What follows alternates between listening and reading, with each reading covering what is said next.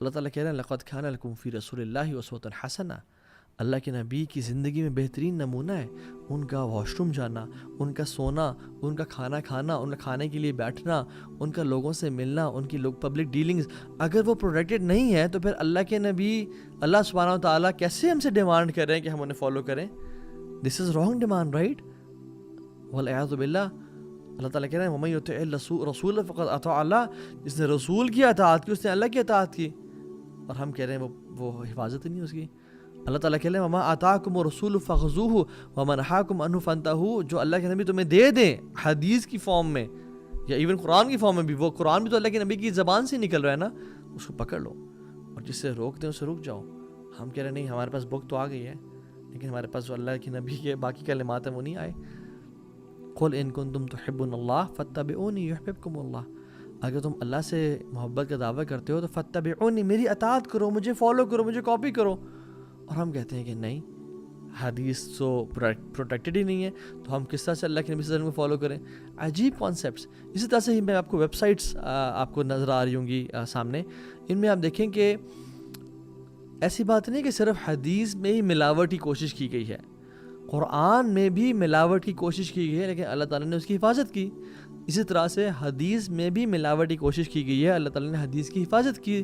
اللہ تعالیٰ کروڑوں رحمتیں اور برکتیں برسائے محدثین پہ اور مفسرین پہ کہ انہوں نے قرآن کی حفاظت کی اور احادیث کی حفاظت کی. ورنہ لوگوں نے تو قرآن کو بگاڑنے کی کوشش کی. کہ یہ جو ویب سائٹس ہیں، you just Google these web sites, اور یہ بھی ویب سائٹ آپ دیکھ لیں، یہ آپ کے سامنے ہے، اس میں کتنے پیارے پیارے ناموں کے ذریعے فیک اسلامک ویب سائٹس کو پروموٹ کیا جا رہا ہے جہاں پہ قرآن کی ڈفرینٹ آیات کی ڈفرینٹ انٹرپریٹیشنز اور قرآن کی آیات کو بھی بدلا گیا ہے. ٹھیک ہے، تو یعنی قرآن میں بھی رد و بدل کرنے کی کوشش کی گئی لیکن اللہ نے اس کو حفاظت فرمائی. اسی طرح سے آپ یہ والی ویب سائٹ دیکھ لیں، اس طرح کی مختلف آیات ہیں. اللہ تعالیٰ قرآن میں کہتے ہیں میرے بھائی اور بہنوں، ان علینا جمعہ وقرآنہ فاذا قرأناہ فاتبع قرآنہ ثم ان علینا بیانہ، کہ ہمارے اوپر ہے قرآن کو جمع کرنا اور اس کا پڑھانا. ٹھیک ہے، اور پھر ایک آیت اسکپ کریں اور فرمایا ثم ان علینا بیانہ and upon us is its explanation. یہ آپ کے سامنے قرآن کی آیت اور ریفرنس آ گیا ہوگا کہ ہمارے اوپر ہے اس کی ایکسپلینیشن جو کہ حدیث کی فارم میں ہے. اور ہم کہتے ہیں جی اللہ تعالیٰ نے اپنی ذمہ داری تو لی ہے لیکن حدیث انفارچونیٹلی پروٹیکٹڈ نہیں ہے. چوتھی چیز یہ کہنا کہ حدیث ایڈز اور سبٹریکٹس نتھنگ ٹو اور فرام ریلیجن. لا الہ الا اللہ، یہ ہم کیسی بات کرتے تھے؟ مجھے اب یہ بتائیں، قرآن میں یہ تو ذکر ہے کہ نماز پڑھو، لیکن نماز شروع کس طرح سے کرنی ہے؟ کیا ہمیں اس کا علم ہے؟ نماز اللہ اکبر سے شروع کرنی ہے، استغفر اللہ سے شروع کرنی ہے، سجدے سے نماز شروع کرنی ہے، رکوع سے شروع کرنی ہے، تحیات تشہد میں کیا پڑھنا ہے، رکوع میں کیا پڑھنا ہے، یعنی کس طرح سے نماز کے لیے وضو، ہم نے وضو ایگزیکٹلی، وضو سے پہلے کی دعا کیا ہے، وضو کے نلیفائرز کیا ہیں، وضو کو توڑ دینے والی چیزیں کیا کیا قرآن میں ہے. قرآن میں مصارفین زکوٰۃ تو ہے لیکن قرآن میں ہے کہ اتنے % زکوٰۃ دو. قرآن میں سبحان اللہ حج کے ارکان سارے مینشنڈ ہیں کیا؟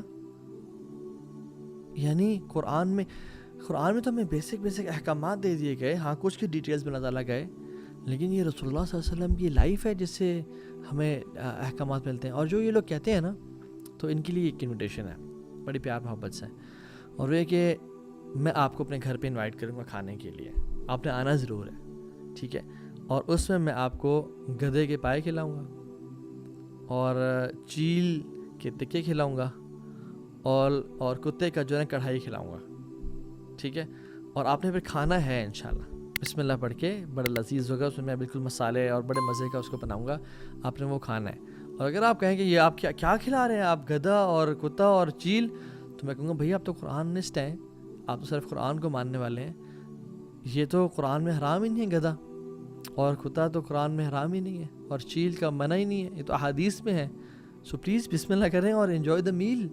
بسم اللہ، ماشاء اللہ، have a buffet, eat with some mayo and salad. یعنی سبحان اللہ، اگر میں یہ چیزیں بیان کرنا شروع ہو جاؤں نا کہ کیا کیا چیز قرآن میں موجود نہیں اور ہمیں احادیث سے پتہ چلتی ہے. نکاح کے مسائل, ہر چیز, میاں بیوی کے تعلقات, وہ سب چیزیں, نیٹی گریٹیز کی بات کر رہا ہوں میں, مہر کتنا ہونا چاہیے, وہ ساری چیزیں سبحان اللہ ہمیں احادیث سے ملتی ہیں. تو ہم کیسے کہہ سکتے ہیں کہ قرآن حدیث adds nothing to the religion اور subtracts nothing from the religion.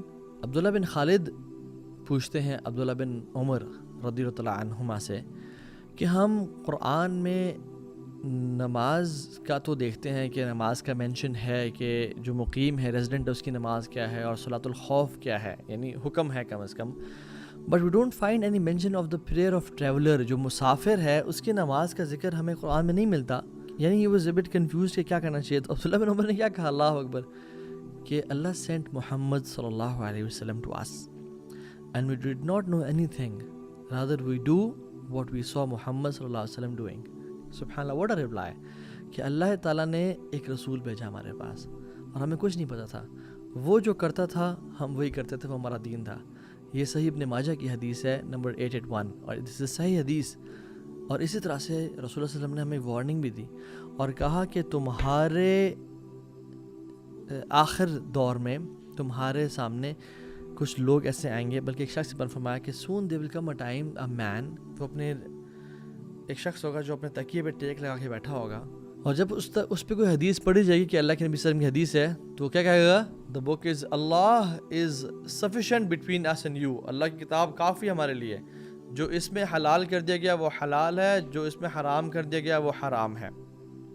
تو اللہ نے کیا کہا, verily what the messenger of Allah subhanahu wa ta'ala has forbidden is like what Allah has forbidden. کہ اس کو جواب دینا اور کہنا کہ جو اللہ کے نبی نے حرام کیا وہ ایسی ہے جیسے جو اللہ تعالیٰ نے حرام کیا. یعنی اللہ کے نبی کوئی چیز اگر حرام کریں تو وہ خود سے تو نہیں کر رہے, وہ اللہ کے حکم سے کر رہے ہیں. بلکہ رسول اللہ صلی اللہ علیہ وسلم نے جب اپنے اوپر شہد کو حرام کیا اور اپنی مرضی, تو اللہ تعالیٰ نے کہا کہ آپ کیوں ایسی چیزوں کو حرام کریں اپنے اوپر جو اللہ نے حلال کی ہیں, تو وہ حلال کے شہد کو ہمارے اوپر. تو اللہ کے نبی صلی اللہ علیہ وسلم بھی کوئی اگر ہمیں حکم دیتے ہیں نا تو اللہ کے حکم سے دیتے ہیں, اور وہ بھی اس کی ایگزیکٹ اتنی امپورٹنس ہے اور اس کا حکم اتنا ہی ویلڈ ہے جتنا قرآن میں حرمت کا حکم ویلڈ ہے. اور اگر ان لوگوں سے اگر آپ حدیث اگر نکال لینا تو پھر یہ لوگ نا قرآن کی اپنی مرضی سے انٹرپریٹیشنز کریں گے اور قرآن کو پتہ نہیں کیا بنا دیں گے. ہر بندے کا اپنا نیا دین ہوگا, اس میں پتہ نہیں کوئی 6780 دین بن جائیں گے اور فرقے بن جائیں گے ہمارے ہاں. قرآن میں جیسے آتا ہے کہ والسارق والسارقات فاقطعوا ایدیہما, جو چوری کرے مرد یا عورت ان کے ہاتھ کاٹ دو. ایک حدیث ریجیکٹر ہیں جو قرآن سے ہی سارے دین کو سمجھنا چاہتے ہیں صرف, وہ کہتے ہیں کہ اس کا مطلب یہ نہیں ہے کہ اس کے ہاتھ کاٹو, اس کا مطلب یہ ہے کہ کوئی ایسا ایک سوشلسٹ قسم کا نظام پیدا کر دو کہ جس میں اس کو چوری کرنے کی ضرورت ہی نہ پڑے, اور کہ یعنی وہ سیلف سفیشینٹ ہو جائے, اور ایک سوشلسٹ نظام قائم کر دو کہ اس کو چوری کرنے کی ضرورت ہی نہ پڑے. دس از دا میننگ آف ہاتھ کاٹ دو, یعنی کسی کا ہاتھ باندھ دو کہ یار اب تمہیں ساری ضرورت تمہاری پوری ہے نا, تو اب تمہیں چوری کرنے کی ضرورت ہی نہیں ہے. سبحان اللہ.